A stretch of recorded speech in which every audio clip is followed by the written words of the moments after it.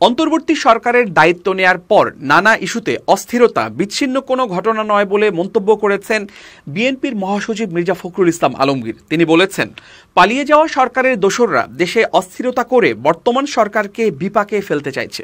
শনিবার দুপুরে গুলশানে বিএনপি চেয়ারপারসনের রাজনৈতিক কার্যালয়ে সাংবাদিকদের সাথে মতবিনিময় সভায় এসব কথা বলেন তিনি। মির্জা ফখরুল বলেন, সরকারের গুরুত্বপূর্ণ দপ্তরে এখন বসে আছে আওয়ামী লীগের দোসররা। ছাত্র জনতা হত্যাকারীদের সরকারের বিভিন্ন স্তরে বসিয়ে রেখে ভালো কিছু সম্ভব নয়। সরকার যাতে স্বস্তিতে কাজ করতে না পারে তার জন্য একের পর এক ঘটনা ঘটিয়ে চলছে স্বৈরাচারের দোসররা।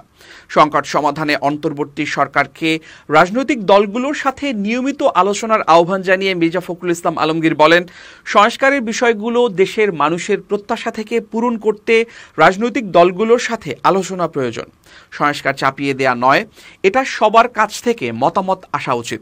বিরাজনীতিকরণ প্রক্রিয়ার চেষ্টা দেশের জন্য মঙ্গল নয় উল্লেখ করে মির্জা ফখরুল ইসলাম আলমগীর বলেন, সংবিধান পরিবর্তন পরিমার্জন করতে হলে জনগণের মতামতকে প্রাধান্য দিতে হবে, না হয় এ নিয়ে প্রশ্ন উঠবে। নির্বাচন দেরি হলে গণতন্ত্রের জন্য হুমকি। তাতে করে আওয়ামী লীগের লোকজন অপকর্ম করে বিএনপির উপর দায় চাপানোর চেষ্টা করবে বলে মনে করেন বিএনপি মহাসচিব।